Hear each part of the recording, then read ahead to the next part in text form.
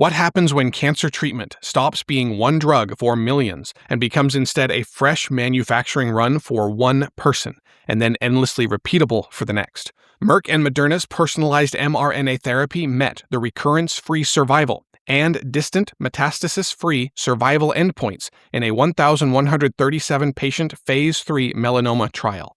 The recipe built from each tumor has now crossed medicine's late-stage test. So what does this mean? Cancer's next blockbuster could be a treatment made differently for every patient, which would break the old business model built on making the same drug for everyone.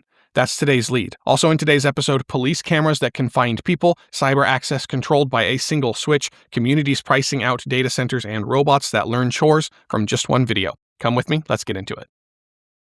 For 1,137 people with high-risk melanoma, surgery removed the visible tumor, but the risk of recurrence remained. But in a publication yesterday, on Wednesday, Merck and Moderna said a treatment worked well enough to meet both of its Phase 3 goals. The therapy is called intismeran autogene. It's paired with Keytruda, which is a drug that releases the brakes cancer places on an immune response. Now here's the strange question that this trial had to answer. How do you test one treatment across more than 1,000 people when every person receives a different medicine? Traditional blockbuster drugs depend on sameness. A company makes one molecule, gives it to a large population, and then measures the average effect. This treatment starts with difference. Each patient's tumor carries its own set of mutations. The dose built for one patient would have no reason to work for the next.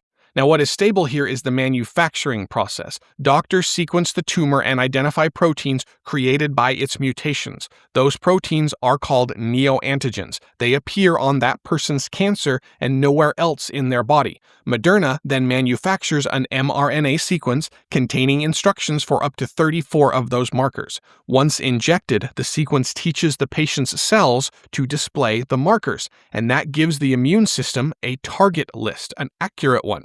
Keytruda helps the immune system then act on it. So think of the vaccine as a wanted poster printed from the tumor's own fingerprints. The poster changes for every patient, but the printer stays the same.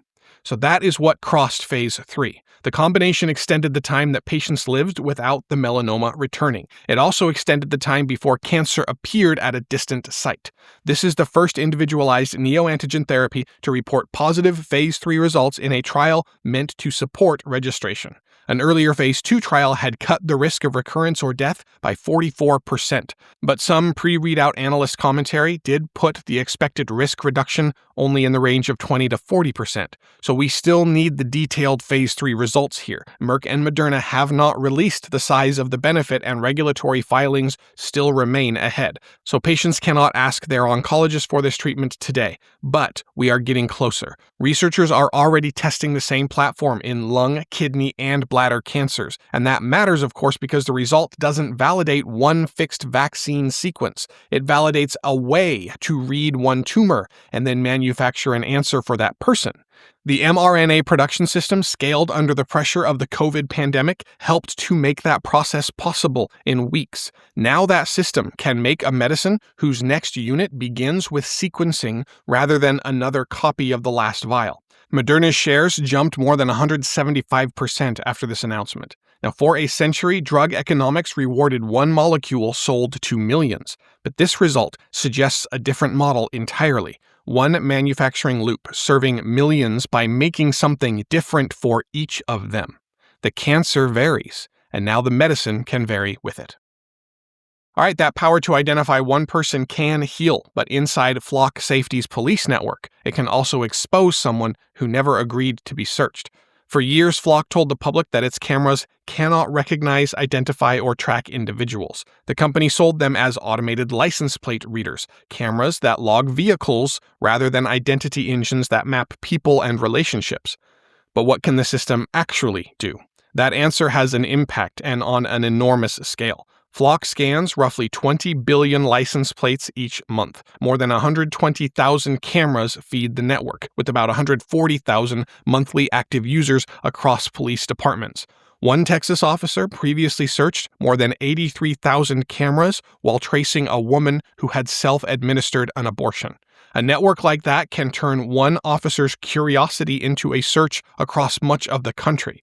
The company's public description was therefore doing really serious work. It asked communities to accept the cameras on the assurance that the system couldn't follow individuals. Wired tested that assurance against Flock's own files.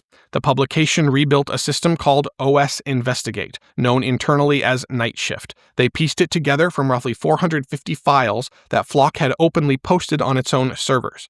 So Wired did not hack the company here.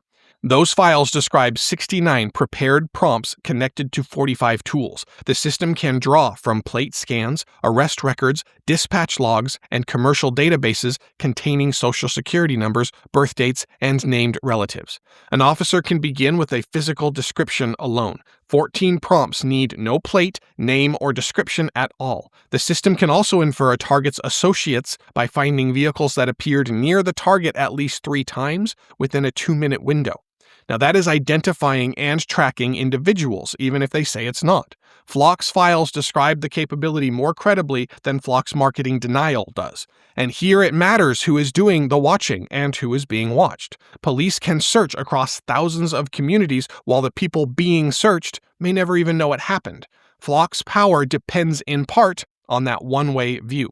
But the company's own system spent this week under observation. Journalists read the files and reconstructed the machinery. Communities can now compare the public promise with the actual working product. Workers are also refusing to let deployment happen quietly. The National Park Service installed Flock cameras at Yosemite, and current and former rangers objected. Now, the agency said the cameras only monitor traffic, but one ranger called the installation completely insane. Flock has responded to stalking abuses and canceled contracts by saying it will require case numbers for every search and reduce its standard data retention period to 7 days. Now, those limits can reduce abuse, but they don't answer why a system that searches for people was sold as one that couldn't. The path forward, hopefully one that ends with no surveillance, starts for now by everyone being able to inspect the watcher. And this week, Flock's cameras kept watching the public, but journalists, rangers, and communities turned their attention back on Flock. All right, that demand for outsiders who can inspect a powerful system becomes urgent when OpenAI can remove those outsiders' access overnight. On August 19th, vetted cybersecurity researchers said that they had been locked out of Daybreak Blue and OpenAI's Trusted Access Compute tier. These programs give screened defenders access to powerful models with fewer guardrails. The goal is to find software flaws before attackers do. So, who decides which defenders remain trusted, and how can anyone check that decision? Now, that safety case does have some merit because a cyber model can help an attacker find an opening just as easily as it can help a defender close one. So yes, giving screen defenders early access can buy time for those defenders to patch vulnerable systems. Anthropic runs a similar program, as you know. But as we've argued multiple times here, that approach serves to entrench the already powerful. And further complicating the issue is when the screening process itself becomes an unaccountable border. OpenAI described the lockout as a technical issue. They called it an error and asked researchers to verify themselves again. Now, a software mistake can happen, of course, but all 5 researchers interviewed by TechCrunch lived outside the United States and Europe. Whatever caused it, the effect covered a very wide geographic area that was not the US or Europe. A gate that actually serves the public somehow would set clear criteria, record every removal, and let outsiders verify that access changed because of some risk. A quiet cutoff like this, followed by an explanation after the fact, doesn't meet that standard. Access lists are the blunt control that companies reach for inside that gap. They can cut one person off immediately. They can't keep the underlying capability scarce forever. Independent testers have already found that open models such as GLM 5.3 rival gated frontier systems at the bug-finding work that Daybreak was built to supervise. Every vetted defender removed from one private list has an incentive to find a model that no company can switch off. OpenAI can repair the accounts and they can explain what happened, but the larger test is whether cyber defense becomes a broad, independently checked capacity for everyone. Being able to defend yourself shouldn't have to depend on remaining in one company's good graces. All right, so we just saw that a company is closing an access gate with a single switch, while communities hosting data centers can spend decades paying for decisions hidden inside private contracts. But that arrangement is now costing candidates votes at election time. The National Republican Senatorial Committee circulated a memo warning that data centers were turning voters against incumbents in Texas, Florida, Ohio, and Wisconsin.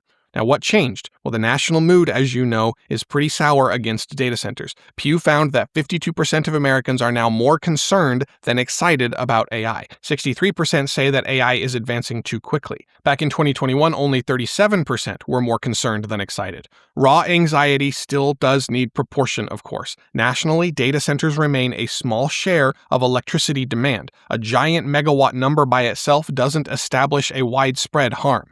But the load is not spread evenly. One campus can land on one town, one substation, or one water table. The benefits may travel elsewhere while local customers absorb grid upgrades and higher bills. That's the part that people are organizing around. Pennsylvania has issued an executive order directing state agencies to review data center permits only after developers make legally binding grid commitments and receive local approval. It also bars non-disclosure agreements for data center projects. The order pairs scrutiny with an incentive. Developers can get faster permits if they secure firm, clean energy, power that's available whenever it's needed. The standards require participating developers to buy incremental in-state clean power. In 2027, that must cover 10% of each project's annual electricity use, rising to 32% by 2035. This is how an invisible cost becomes a line item. Local officials can see the proposal, residents can see the deal, developers have a reason to bring reliable, clean generation with them. Rural Texas shows why the politics no longer fit a simple party story. Conservative landowners are fighting a $33 billion transmission expansion tied to rising demand. One rancher insisted they are not a bunch of woke Marxist liberals, but simply ranchers who don't want their land and grid repriced for somebody else's server farm. These communities are not necessarily rejecting electricity or computation as such. They're refusing a deal where developers export the benefit and leave the bill behind. Now, the build-out needs to happen. Building intelligence at this scale does require power, land, wires, and water. Communities also need dependable grids and cleaner generation. Honest pricing can serve both. There is one danger, though, in a state-by-state approach. A project rejected under Pennsylvania's rules can migrate to a state without the same approval threshold or disclosure requirement. The burden then lands on people with less power to contest it. So what matters isn't how many projects get stopped. It's how many get built while the local costs stay visible and get paid by the project that caused them. Pennsylvania has now created one workable mechanism for that. Other communities now get to decide whether secrecy remains an acceptable subsidy. All right, as communities push the infrastructure bill into public view, Generalist AI is cutting a different cost: the huge amount of training footage once needed to teach a robot a single fixed chore. At the company's Cambridge lab, a Wired reporter watched robot arms attempt unseen tasks seconds after viewing a single instructional video. The robots received no task-specific training. Now, did they understand the task, or did they merely replay the motion? And that is a hard distinction in robotics. According to the company, Generalist AI trained its previous model on more than 500,000 hours of physical interaction data, plus about an hour of robot data per evaluated task. It averaged a 99% success rate across 6 task-specific evaluations. This new model, Gen 1.5, succeeds on about 59% of the company's one-shot evaluations on previously unseen tasks. It conditions on demonstrations up to 30 seconds long. And that is an impressive start for unfamiliar work, but still nowhere near the reliability that a warehouse would need. But what that Wired reporter saw went far beyond repeating just one exact movement. When an operator took away the broom that the robot had previously been reaching for, the robot simply used its hand instead to sweep up a block. In another instance, it swept the block into a bowl with a banana, after adjusting its grip to hold the banana carefully. It also adjusted its grippers to extract and replace bills from a wallet. Now, Generalist AI calls all of this physical prompting. A video serves like a temporary instruction card. The model watches it and then produces about 100 motor actions each second without retraining itself. It can also carry skills from a simulation directly onto physical hardware on its first attempt. Roboticists call that zero-shot transfer, and that's important because skills practiced in a clean digital world often break down once motors and friction and awkward objects get involved. The 59% result tells us the honest boundary for now. These robots still do fail quite often on unfamiliar work. But the direction really matters because Gen 1 needed 500,000 hours to master its trained tasks. Gen 1.5 is reaching for tasks that weren't in that collection at all. For years, robotics companies could build a lead by hoarding more task footage than anyone else. If one afternoon with a camera can teach a machine a new class of work, that moat starts to shrink. Physical competence can then spread more like software. One person demonstrates a task. A robot adapts it to a different object or grip or body. Engineers can copy that knowledge instead of collecting it again and again from scratch. All right, let's close for today. A personalized cancer vaccine and a one-video robot share the same quiet upheaval. Both make it cheaper to build something specific. One process reads a tumor and manufactures a unique treatment. The other watches a demonstration and produces a new physical skill. The valuable thing becomes a process that adapts rather than a fixed product repeated forever. That shift threatens the advantages that companies built by making the same thing for everyone and then hoarding the advantage. Drug economics rewarded one molecule sold at massive scale. Robotics has rewarded whoever happened to own the most labeled task hours that are repeatable. Both of those stories show knowledge becoming easier to remake around the person, the individual, or the problem in front of it. And today's other three stories show what happens when institutions try to keep observation and control one way. Flock said its cameras couldn't track individuals until its own files showed how they do. OpenAI's private switch removed vetted defenders from a powerful cyber program. Data center contracts kept local costs hidden until communities forced them into public view. Now, each of these controls still matter today. Privacy laws can protect people from police network surveillance. Cyber restrictions can slow attackers. Citing rules can protect households from costs that they didn't create. But each of those depends on trusting systems that individuals cannot easily check, and that is changing. Now, the better future arrives as those protections become open, mutual, and easier to check. Everyone can inspect the watcher. Defenders can reach powerful models without depending on being in one company's good graces. Communities can see and price the infrastructure that they're asked to host. And medicine can become personal without remaining scarce. And that's the breakthrough. A medicine can now begin with one person's tumor and end with a dose manufactured for that one person. Individualized and made to order is moving from possibility into the clinical record, and individual capability is growing right alongside. We'll see you tomorrow.